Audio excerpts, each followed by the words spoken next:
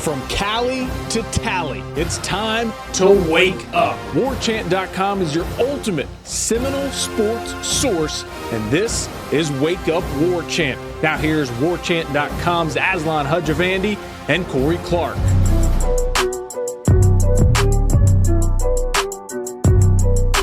Wake up! What's up, everybody? It's Wake Up War Chant, part of the WarChant.com family. Use the promo code WarChant30 for 30 free days of access to the ultimate Seminole sports source. Follow us on Twitter, Wake Up War Chant. It's all one word. You can find Corey's handle and mine as well. Follow us, too. Also, might want to follow Dalen Cuff. He'll be our guest today on the show.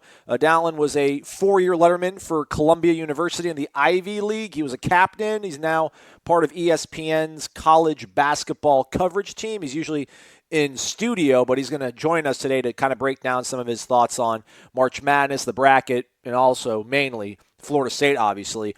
Corey is alive and well. He's not here today. We weren't going to have a show, but basically I'm just here to set up the interview with Dalen. But also, Gene Williams, founder and administrator of WarChant.com, and Ira Schoffel, managing editor, they sat down with Jerry Kutz of Seminole Boosters last month in a 2-part sit-down. We've already played one of those. They talked about College Town. But there was another part where they talked some dollars and cents stuff, but we haven't played it for you folks, so we figured why not just go ahead and do it because we're all about taking no days off around here. No days off! So that'll follow the interview with Dalen. Corey and I will return for a show on Thursday. Florida State does play UCF in baseball later on Tuesday evening, but probably won't give us enough fodder to do a show for you folks on Wednesday. I just said no days off, but hey, I talk out of my mouth sometimes on both sides of it, so that's how it works out. Anywho, without further ado, here's your show for the day. We have ESPN's Dalen Cuff joining us here on Wake Up War Chant. Dalen, I know this is a crazy time of the year for you, man. We appreciate you taking time out. You're getting ready to do this whole broadcast marathon thing where you guys are going wall-to-wall with coverage for the tournament. How do you get ready to provide 4 hours of knowledge, man? Because you study this stuff. I look at weird rosters, and I don't have a science to what I do, but how do you figure all this stuff out in such a short amount of time? Well, that's the benefit to doing it for 5 months. Okay. Because I know all these teams now. So we get to this point in time, like we have the best teams, the cream of the crop. Now, there are some teams you need to watch a little bit more film on that you won't see as much during the year, like New Mexico State would be one, or UC Irvine, but you know those teams are coming down the pipe. So I've been watching the last couple of weeks to make sure, last couple of weeks, about a month, game here, game there, to make sure I'm up when we get to this point in time, because we're paid to think to know what's going on, but we don't know what's going to happen. So yeah. I'll tell you what I think. We'll see what happens. Fair enough. I mean, so at this point, what do you look at? Do you worry more about matchups, how styles collide, or do you just kind of go by what you've seen and and the resumes these teams have had thus far? No, it really is all matchups. That's what the tournament is about. You can go in with the preconceived notion that I think this team's going to win, but then you need to see their path and see how it works out. With that said, the one thing I thought was interesting throughout the course of this year is there is a clear delineation to me between really the top 6, 7, 8 teams and the rest of the field. I think in years past we may have only had 2 or 3 or 4 teams that I actually thought could win it. This year I think we may have 6, maybe 7 that could win it. But the back half of the field is way weaker than it's been in recent years. The Pac-12 is so down, Mountain West is so down, the Atlantic 10 is so down that you don't have a lot of quality 10, 11, 12 seeds out of major conferences or out of bigger conferences that battle their way in. You have teams that aren't, really that good on the back end that barely got in. We were struggling to find 68 teams, to be very honest, to fill out the bracket. So I feel confident that the top 8 are much better than the rest of the field. But once you get to that point, there are, like I said, a number of teams that can win it once you get to the Elite 8, Final 4 championship round. Well, Florida State's a 4 seed, so they're outside that realm of your top 8 teams, I guess you could say. But I feel optimistic about it. So let's start there with Florida State, obviously. They draw Vermont. I guess first off, let me start here.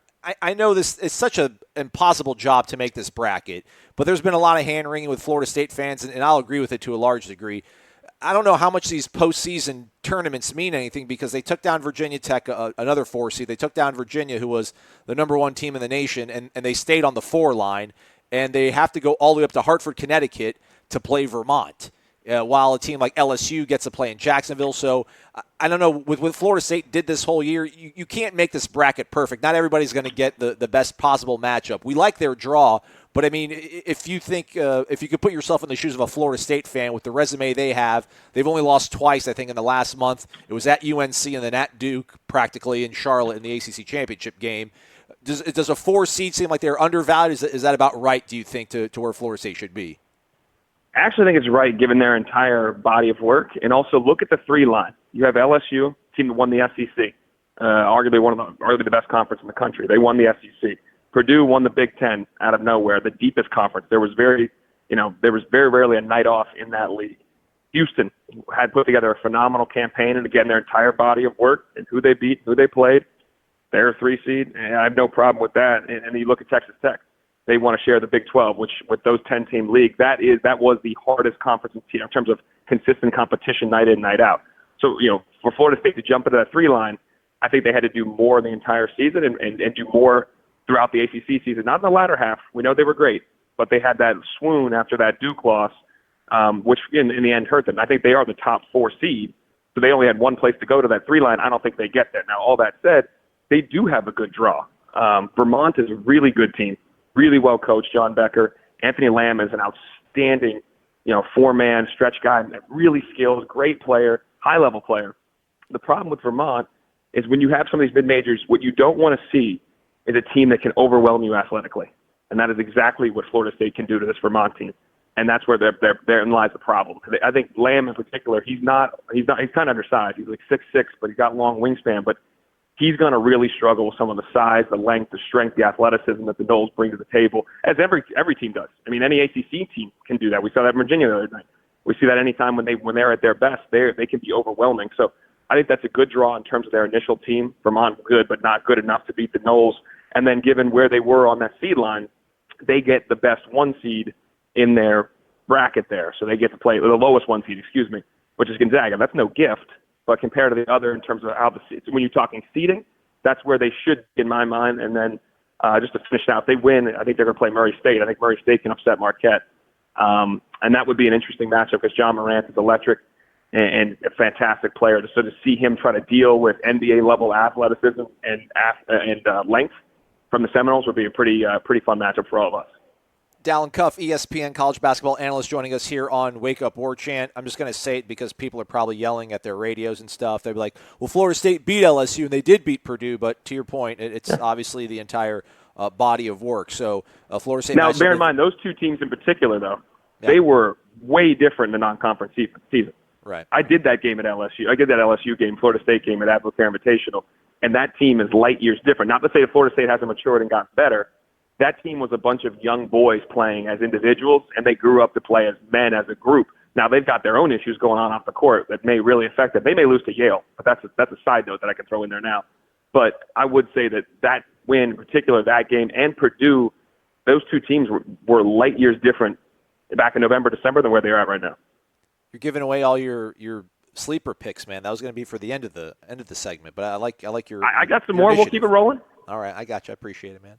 All right, so when you look at Florida State, just maybe what you've been able to see the last week, what they did up there in Charlotte, obviously we share our thoughts on the depth that they have and the experience they have. You, someone who's totally objective about it, what do you feel about Florida State? And conference tournaments, again, are a weird thing. It's a launching pad for some teams. I think a team like Oregon might be sneaky because of the way they perform in the Pac-12 tournament. I don't know how much of Florida State's performance in Charlotte will carry over to this weekend, but the fact they took down Virginia, slayed that dragon, I think is a good thing for them. How do you feel they've been playing of late going into this matchup against Vermont? I mean, they've played outstanding. The only game they've lost is against North Carolina in the last, 6-7 weeks, something like that. So, I mean, winning does beget winning and builds confidence. And for that group, which is always unique, which you guys all know to watch the team, is that confidence flows from a guy like 1 through 11. And any one of those dudes can step up and make plays. They can hurt you. And for a tournament scenario, that's really hard to guard against, because when you look, especially in a 2-day turnaround, when you win a game on a Thursday, you play on a Saturday, so you go to the scouting report and you look at it and you say, okay, we want to take away option 1, which is this guy, and option 2, and after that they can struggle. Well, that's the problem with the Seminoles, is you really don't even know, okay, what are we trying to take away first? Who are we trying to take away first? Okay, how are we going to try to defend that? A lot of it's coming at you in waves. It's dealing with the athleticism. It's dealing with the pace of the game.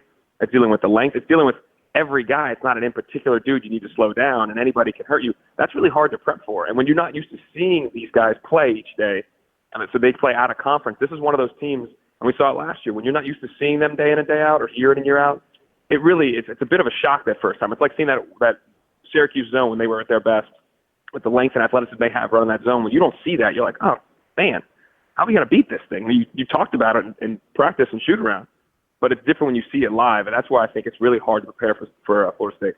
All right, so let's go ahead and look ahead. Let's be those guys. So we'll say Florida State's going to beat Vermont.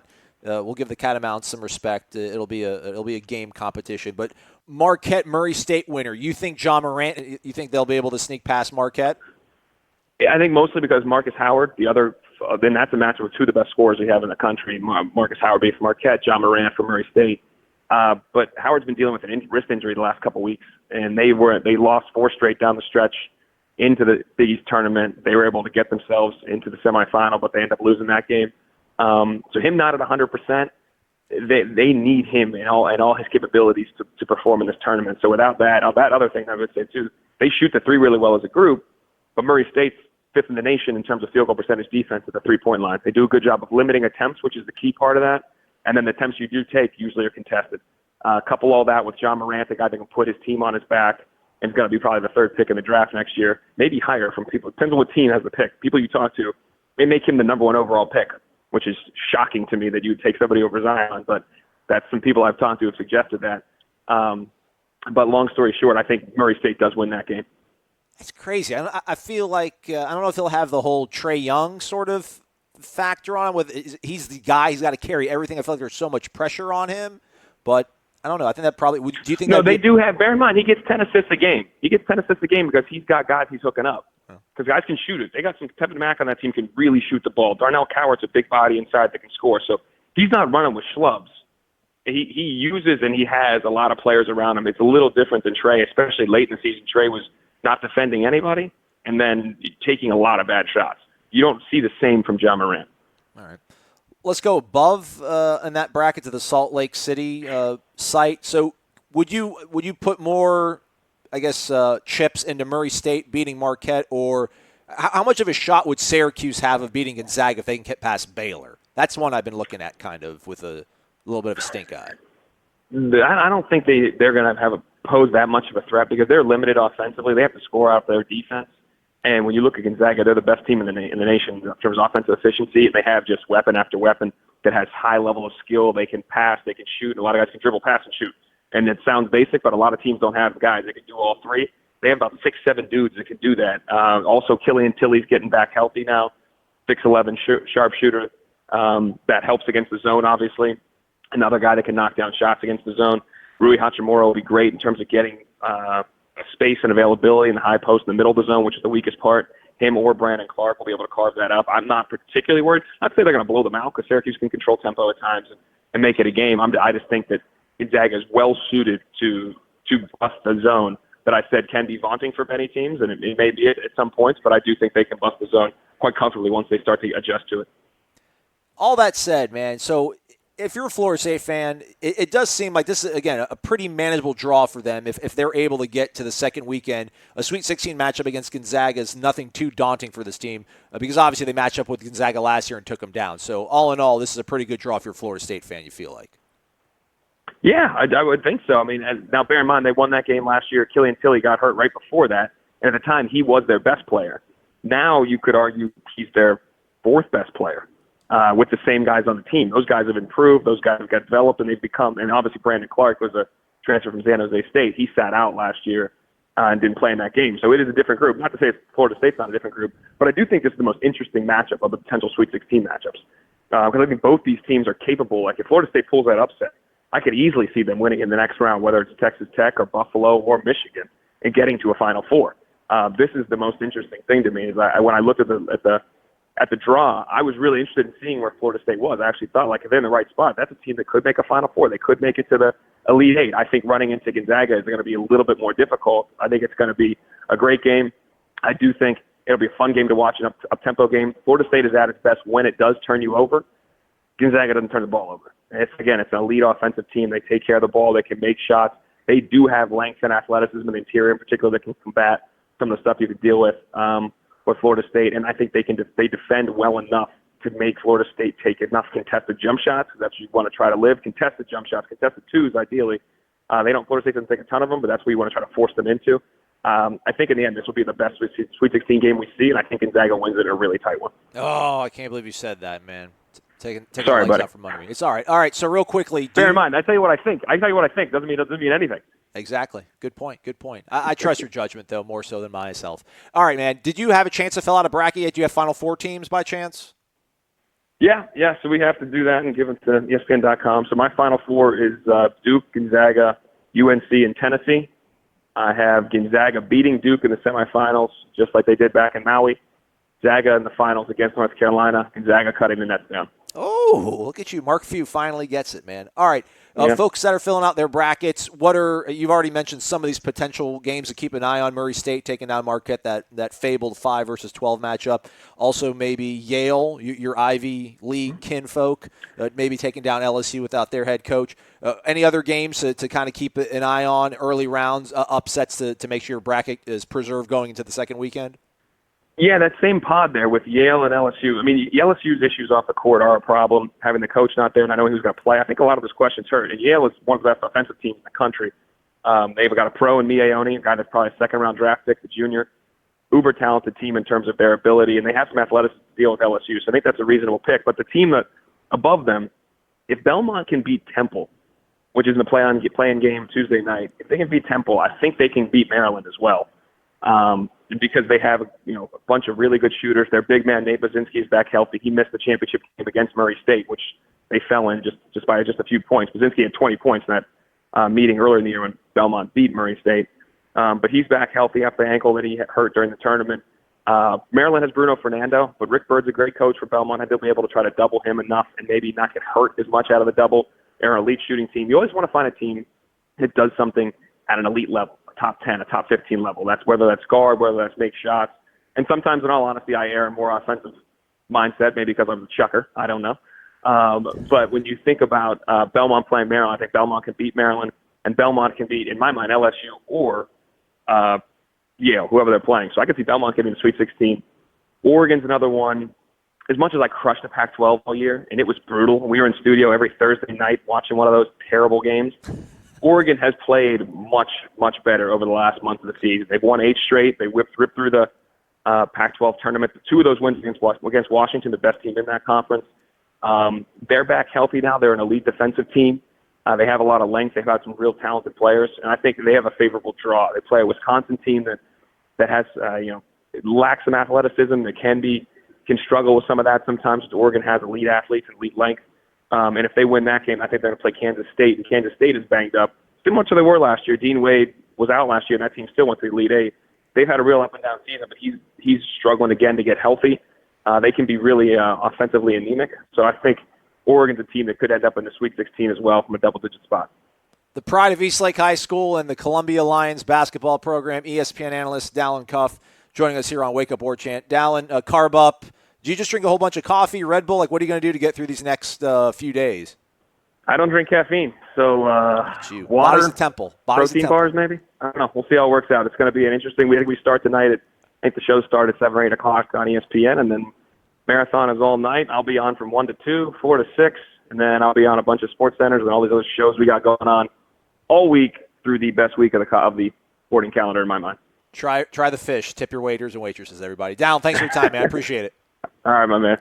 Welcome back to Wake Up War Chant. This is a special sit-down edition, and we are joined, myself and managing editor Ira Schoffel, joined by a longtime member of Seminole Boosters, currently director of communication, and a lot of people know Jerry Kutz from the message boards on War Chant. You're on there quite often. Or going back to your Osceola days. I mean, was it 30, 40 years you've been associated with Florida State athletics? Started Osceola in 1982. Wow. Probably before most of your listeners were born. I remember the days. Used to be a subscriber myself, Jerry. So, yeah, going way back. And I want to get you on, obviously. Aslan's kind of producing this whole thing, and he started a big firestorm on the boards, bringing up Seminole Boosters. No, it's a good thing, though. It's very good. Let's have some good discussion. So, want to hit a lot of different topics today, and if you're listening to this on Wake Up War Chant, we'll probably break this up in a couple different segments so people don't get so sick of hearing my voice and Ira's voice. They want to hear your voice, but I don't know about us. Seminole Boosters, Jerry, like I said, you've been with them a long time, and just kind of in general, I think there's some misconceptions sometimes what they do, what their role is. Just kind of give the average fan an overview of what the Seminole Boosters do for athletics. Yeah, there is a lot of misconceptions, and that's why I really appreciate what you guys do. You know, when you have a segment like Aslan and Corey did, and it brings out the fact that a lot of our fans don't know what we do. And in fact, I think a lot of the media doesn't really totally know what we do. Half the time we don't know what we do. But in all sincerity, I really enjoy reading the message boards because what it tells me is what people don't know and what the misconceptions are. And as the communications guy, that's mother's milk to me. You know, I read it and I laugh at a lot of the things, but I get angry with myself because my job is in communication. I tell the staff here at the Boosters this every day. If you see something on those message boards that's totally wrong, it's your fault. We're not doing a good enough job of communicating what our message is. And so, you know, you can learn. If you're not learning by that stuff, you're never going to get better. So what do we do? Basically, this is, I think, one of the real big misconceptions. Seminole Boosters is a direct support organization. We don't make any decisions. Our only job is to raise money, and that's the way it needs to be. And I know Andy, Andy's a very powerful guy. You know, politically, he's been around a long time. He and under his watch at this Seminole Boosters, we've raised over $1 billion while he's been the president. They hired him, you know, when he was 23 years old. And I think he learned, along the way, that if he stays in his lane and we stay in our lane and just be fundraisers, you don't get involved in all the politics of, you know, we hired a coach and they don't like the coach. It's the Boosters' fault, you know. It's not our fault, you know. We just raise the money. We let the president and the AD make all the decisions. So I think that's the first misconception. What's odd about that is, like, on the university side, there's the foundation that raises money for the university, but nobody thinks the foundation is hiring, like, professors. Exactly. But everybody thinks you guys are hiring all the coaches. Exactly. And, you know, there's a natural thought that, you know, follow the money, you know, and we do raise a lot of money. So you would think that we're going to at least influence the decision. But Andy's learned and taught me a long time ago that you don't want to go there. I mean, even trying to influence a decision is going to bite you in the rear end. Because what happens in universities is presidents change, you know, ADs change, and we have to kind of be neutral. We've got to be Switzerland on all of it. And so, you know, I think that's a good thing. I think where a lot of universities have gotten in trouble is that boosters do influence decisions that are made. And as smart as our boosters are, our major donors, they're not smart in the world of athletics. And I know some of the readers on here listeners aren't going to like hearing that. But they're really, really smart doctors, or they're really, really smart businessmen. But you don't want to make in your athletic decisions, you know. And we can screw it up good enough by ourselves. Yeah, well, I think, you know, you look at some of these schools that have that one donor who gives $60 million or whatever and then has that power. It's almost maybe a minor blessing that Florida State doesn't have quite, you know, they don't have all the oil money or the, you know. It's not a minor blessing. It's a godsend. I mean, it really is. And DeVoe, I know you're listening, but that's the beauty of a guy like DeVoe Moore and even Al Dunlap, God rest his soul. They didn't try to do those things, you know. They were smart enough. They're smart enough people to know that you delegate that. And, you know, they're very interested in our success, and we hear from them We hear their opinions and what they think, and they ask questions. But none of them have made a power play like that, what you see at other schools. I really think, and I believe this, I think University of Florida struggled for a long time because there was a big power struggle between Tampa money and Jacksonville money. And the AD at the University of Florida was, he couldn't really do what he thought he needed to do. It was too many boosters involved. And it is a blessing that Florida State hasn't had that kind of stuff. And the big boosters we do have, we've always been, our strength is in numbers, and that's what we're going to talk about here is numbers. But we've done it without a lot of money, and I think sometimes it's easier to do it that way. You don't have conflicting agendas. So, at any rate, I think that's the key thing. What do we do? Going back to that is we raise money. Now we have to raise a lot of money. We typically will raise about $45 million a year. I mean, people don't realize. I mean, you see the annual fund, which we're going to talk about. That's $20 million, and then you have all these facilities we build. That's another big misconception people don't realize. The university cannot spend money, taxpayer money, on an athletic facility. It has to be privately generated. And I've seen on the message boards people saying, well, why doesn't university just build, this indoor practice facility or this football ops building? Well, by law, they can't. The money has to be privately raised. And the other thing is scholarships. A lot of your readers and even our booster members, some of them think, well, we gave the kid a scholarship. It was free. Well, that's not true. The university, to make its operation work, they charge athletics exactly the same price for tuition as a regular student pays. And if we sign a kid across the Georgia line, and it's out-of-state tuition, we got to pay that too. We get no tuition waivers.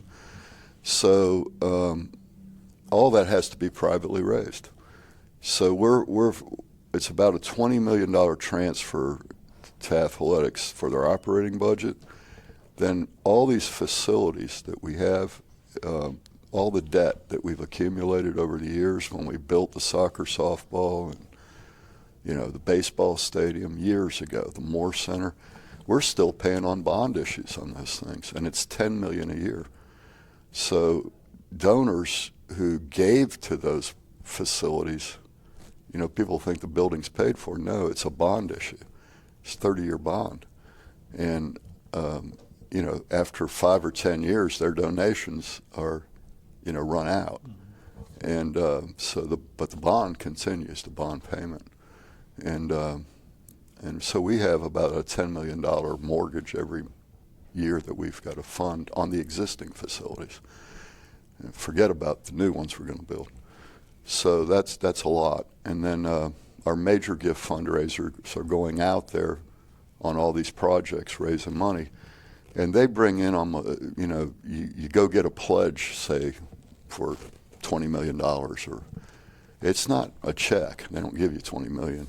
What they do is they give you a commitment to pay over 5 or 10 years. And so we have about $28 million a year coming in on pledge payments that those pledges were made many years ago. So that's good. And then we also do estate gifts. So a guy, he I'm a good example. I'm not going to give Florida State $50,000 out of my checkbook, but I can give it out of my estate. So when I die, Florida State will get an endowment funded, from my estate.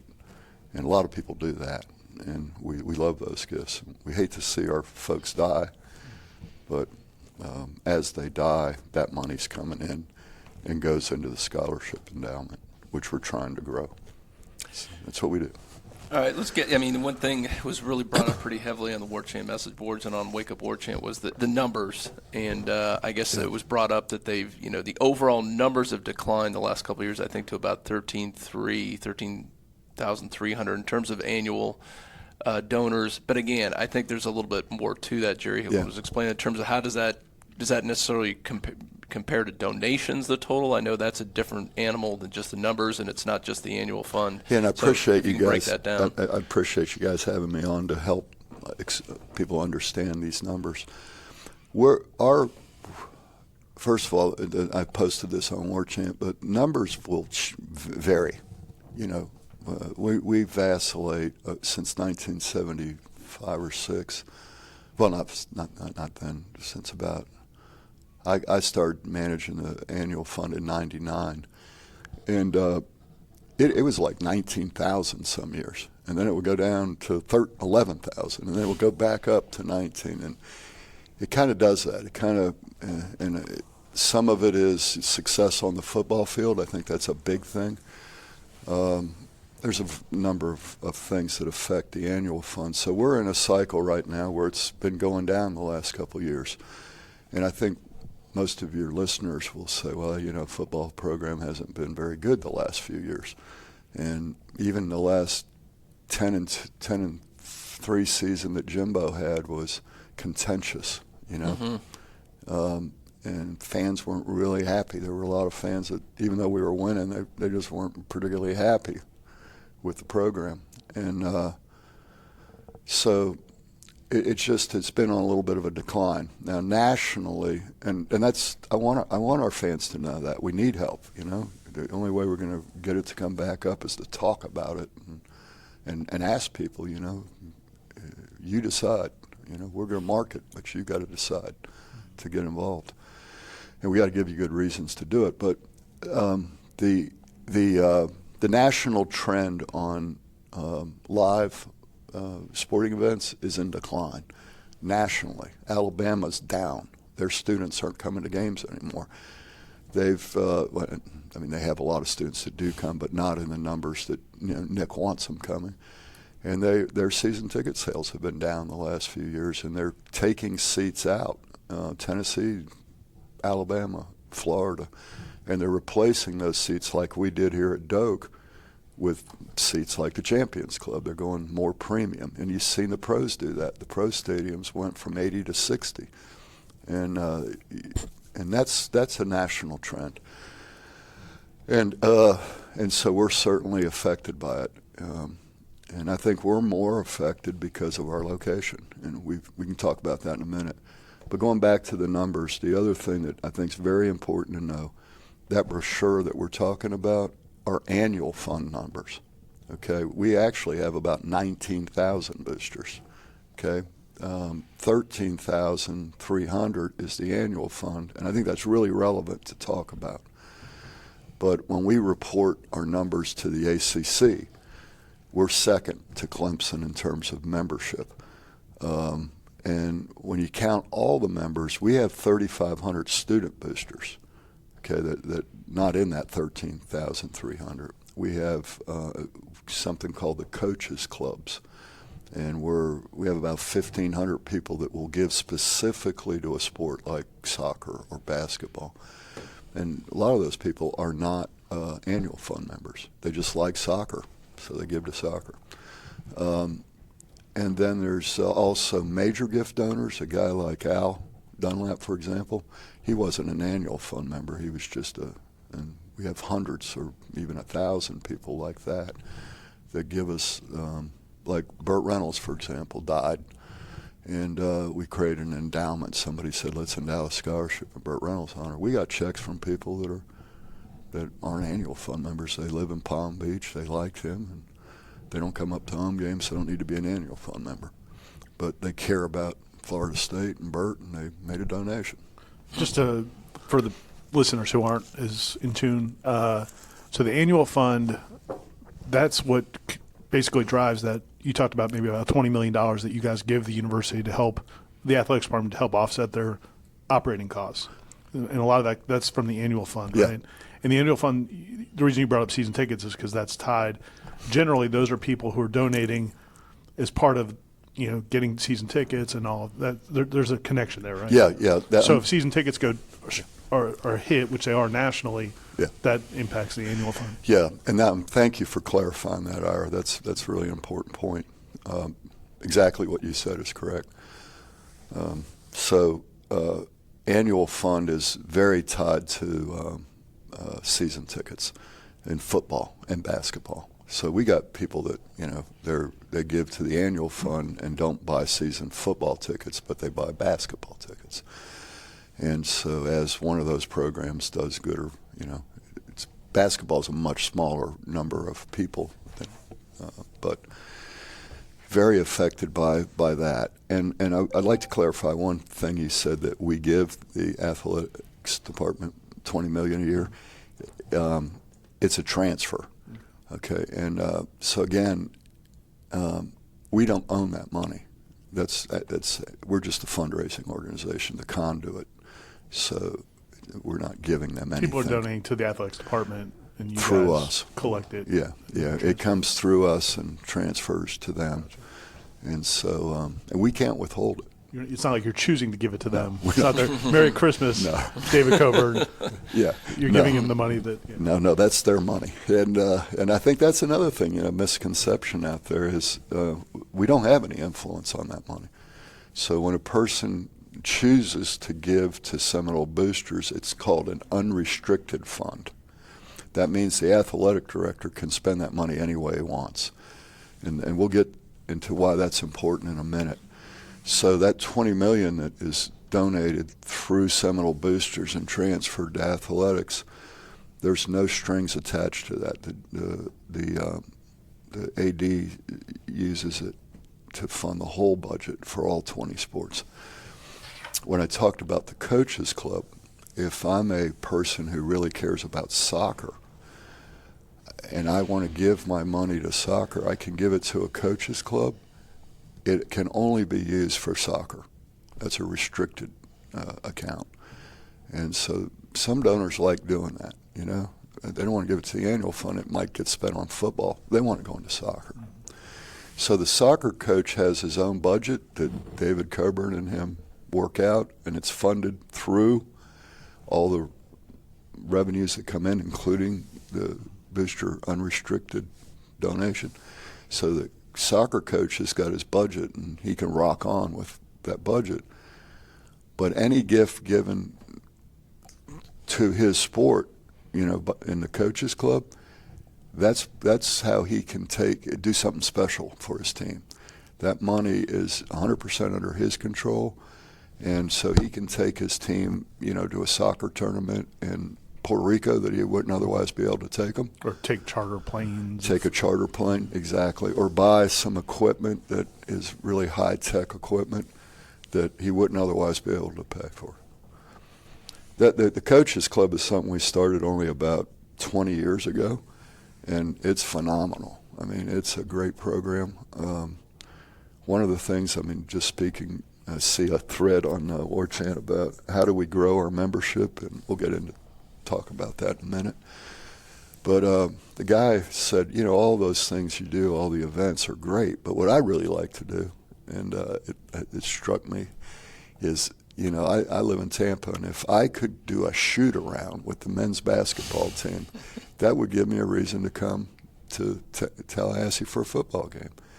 And I laugh and I bring that up because we actually do that, but it's done by the Coaches Club. So if a guy wants to do a shoot-around with Sue Semrau's basketball team, join her Coaches Club. And yeah, it's something I don't know if a lot of fans see, but a lot of the sports, it's not as much with football because the numbers are so big, but those other sports, there's such a personal connection between the coaches, the coaching staffs, and some of their loyal supporters. Yeah. It's like family almost. It is. It very much is. You can bring your daughter out and take her to a soccer clinic, or your son. Soccer does clinics. The women's softball team has a lot of that kind of thing. You can travel with them. Mm-hmm. If you're donating at certain levels, you can actually get on the charter and travel with a team. So it's very much personal interaction. When we go down to soccer, it goes to Miami. I mean, I keep saying soccer, but it's true for tennis and golf. We invite those coaches club members to come meet and greet with the team in Miami. So it's not just in Tallahassee that you can do these things. And we have some of our annual fund donors who give to all 19 coaches clubs. And they just want to support those teams, and they enjoy the interaction with the student athletes. So it's some people are just, like I said, tied to a sport like soccer or softball, but others are. Nyla Thompson, she's $1 million donor, and she makes substantial gifts to each of those clubs because she likes hanging out with the kids and the coaches. So anything that a Seminole fan out there has a passion for, we try to create a vehicle where they can have that experience. Jerry, you mentioned about growing the membership, and I guess specifically on the annual fund versus, and you brought something up interesting to me on the message boards about, you've got that going on, your focus is on that, but they're also, right now you got for instance, the football complex, that obviously that's a major incentive that you guys are working on too. I mean, how do you do both of those things, and how do you balance your time? Andy and I talk about this all the time. We have to be a two-headed dragon. You can't just focus on the annual fund as the CEO, or major gift fundraising will go to hell, and vice versa. If you're always chasing the big donor and building all of your benefits around major gift donors, you're going to lose the annual fund. And so years ago, the boosters was Andy and Charlie and a couple of secretaries, and that was it, Well, now, we've grown, and we have probably 80 employees, where we had 2 before. And in the 1990s, to give you the history here, in the 1990s when Dave Hart came in, the boosters were very small. We were mostly a volunteer organization, and it was great. We're going back to that, by the way. We had a network of volunteers all around the state, and they were the ones going out and getting new members. And but Dave came in the 1990s, and he showed us that he actually took our board and put them on a plane and flew to North Carolina, and we looked at these facilities North Carolina had, and then they got on a plane and they went to Alabama and looked at what Alabama was doing. And Coach Bowden could beat anybody with nothing. Coach would play anybody anywhere, and he didn't need facilities or budgets. And his coaches were grossly underpaid. And so Dave, made us aware that this is what's happening in college football, and you guys have got to, we got to build. And so at that point, the boosters changed, and we put a focus on the major gift to build buildings. And Andy hired guys like Tom Carlson, from when Pat left. Tom came over, and he's a former assistant basketball coach. And we started hiring major gift fundraisers, and he asked Charlie Barnes to, focus more on major gift fundraising. And Charlie's the guy that, cultivated Al Dunlap, and which has paid off tremendously.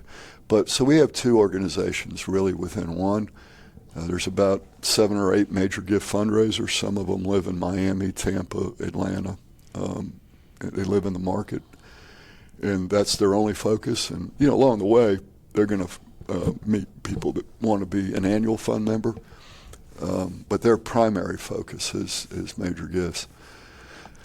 And Andy hired Mike Dasher to manage the fundraiser, the major gift fundraisers, and now Greg Hewlin's joined us. He's a Seminole Florida State graduate from the 90s that was at Tennessee for many years, worked for Dave Hart up there, and now he's back here. And he's kind of our chief, he's kind of deputy director under Andy now. And so Greg is, he manages Mike and his major gift fundraisers, and then he manages the annual fund efforts, and there's a whole team of people there. So it's, the coach's club is under the direction of an individual. That's every day he wakes up thinking about coaches' clubs. And then we have a events person that's their job. They wake up every day and plan events in support of major gift fundraising and, the $70 donor creating events for them. So. Well, I think one thing Jerry, we've discussed this for years, and we're going to get into the Champions Club a little bit later, but I know one of the reasons for that, and you alluded to it, was the changing fan behavior, what's really gone on in the last decade or two with the advent of HD TV and all, people doing all these things and changing the fan experience in Doak Campbell Stadium. And just talk about how the Boosters have had, obviously Champions Club's a good example of that, what you're doing to adapt to this changing behavior of the fans. Yeah, I think Champions Club is a really perfect example. But before I mention that, I'll go back into time. Years ago, before War Chant, before Osceola, there was the Boosters had created what they called Seminole clubs, Seminole Booster clubs. And when we got into the major gift fundraising, we gave the Seminole Booster clubs over to the Alumni Association. But way back in the day, in the 80s, even when I started Osceola, those clubs were really major. I used to think of them as campfires, and they would keep the fire burning in Jacksonville or in Miami. You talk to people who were part of those things, and they talk about it like it's almost like they were on the staff. They felt like they were part of the program. I mean, really not just supporting, but part of the program. They absolutely were. I mean, there was no Florida State news in those markets. I lived in Orlando. That's why I started at Osceola. And I remember in 1980 we beat Nebraska, at Nebraska. Florida had played Kentucky or something. And I pick up the Orlando Sentinel the next morning, and the paper was about Florida, Kentucky, a nothing game. And 1/4 of the beneath the fold, half of the beneath the fold, was an AP story. Florida State beats number 3 Nebraska. And that's the day I decided I'm going to start a newspaper, And but what I would do back then is I would go to the Orlando Seminole Club meeting, and they'd have Jim Gladden come speak, because he was the recruiter from that area. 400 people would show up to hear Jim Gladden. We were starved for information. And the Orlando Club was a good one. The Jacksonville Club, when Coach Bowden would come to speak in Jacksonville, there'd be 2,000 people there. We would have a Bobby in Orlando, and they'd have it down at SeaWorld. And that was the day I approached Charlie about starting Osceola. It was at the Bowden thing, and there were 3,000 Seminoles there. But that's the way it was. That was before the internet. Now people consume Florida State on War Chant or on 247 or any number of different sites. And so they don't need the club the way they used to. But let's go back and think about that. Those clubs were the model of experiential. Seminole people don't want to sit in their man cave, and they want to interact. That's why your message boards are active. And that's the way the clubs used to be. You would go there on a Wednesday night, even without a speaker, just to talk Seminole football with somebody, And the clubs are still active, but they're not near as active as they once were. And they've, now that under Alumni Association, it's a good thing for the university. Those clubs are doing things for academic programs as well as athletics. That's not their focus anymore. But to your point, they did feel that they were part of the staff because Charlie Barnes made them feel that they were part of the staff. He would do, we were a volunteer organization and we were dependent on them. And we want to get back to more of that now. I think Andy's very committed that we need to engage people in that way for the health of the program and the health of our fan base. They need to feel that they have ownership. So you don't feel like this trend of people staying home as opposed to coming to the games is a long-term huge problem? You feel like you guys are doing? No, I think it's a real big problem. Oh, okay. I think University of Florida thinks it's a big problem. They lost 9,000 season ticket holders last year. But people too like the experience of tailgating and seeing their friends and all that. So it's not like there's there's still a draw. I was at a conference in San Francisco 49ers was a great tight end that made that catch from Montana. He was Dwight Clark. Yeah, Dwight was the guest speaker. And this was all, premium club owners were there, and he spoke to us, and he said, people say that, people want to watch it at home on their big, and that's the competition. He's like, that's bullshit. Nothing compares to the game day experience. I love the game day experience. I see people talking about that on your message boards, and I'll be 90. I'm coming to the game. You know what I mean? Because I run into people I haven't seen in 10 years. That ain't happening in my man cave. I see some co-ed walking by that's, I'm 66 years old, but I ain't dead. And they're not walking through my man cave. I don't know about your house. But at any rate, and it's fun, and that's what we have to celebrate. And that's, something I'm thinking about in my what's next for Jerry is I want to celebrate that, the experience, and create something that is, Andy's very committed to this, and he's trying to suck me back into getting involved in this. But there's no reason that we can't make the game day experience even better than it is. We have problems.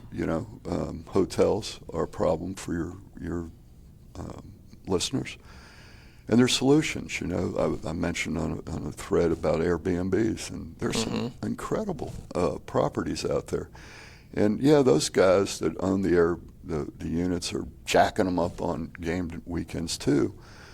But if you get a 2-bedroom apartment condo for $500 a night, that's $250 a couple. Get your best buddy and come. And Andy wants to facilitate that. Let's try to get more Airbnbs out there. More of our local people put your property on Airbnb. Some people are afraid to do an Airbnb because, I don't know what it's going to be like. It could be some guy's dorm room.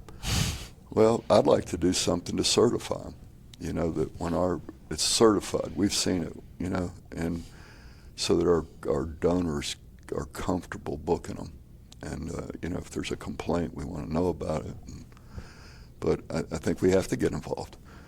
In Gainesville, they're not worrying about this. They're fundraising. But in Tallahassee, we're different. We've got, in Gainesville, they got 8 to 10 million people within a drive of the stadium. When I lived in Orlando, I could be mowing my grass at 8. My softball buddies would swing by and go, hey, we got an extra ticket for the Gator game. What are you doing here? How come you're not in Tallahassee? Well, we got to buy. Hop in the car. We're going up there. I could get in a car at 10 o'clock, go to a Gator game, come home in time for dinner with the in-laws. There's no commitment necessary, And so their Gator boosters, they're not doing what we're having to do to, create an entertainment value. And so that's why we started the block parties on Friday night.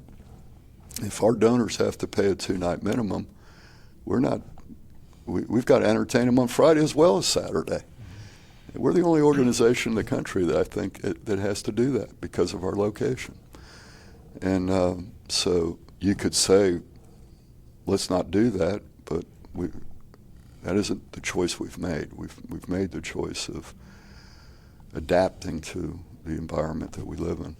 WarChant.com is the ultimate inside source for FSU football and recruiting. And now you can get in on the action for free for an entire month. WarChant.com is offering a risk-free 30-day trial subscription. Get full access to the #1 website covering the Seminoles just by entering the promo code WarChant30. That's WarChant30. Sign up and get in on the world's most active FSU message boards. Receive breaking news, stories from our award-winning staff, plus get exclusive interviews and videos. Just enter the promo code WarChant30. WarChant.com, your ultimate Seminole sports source.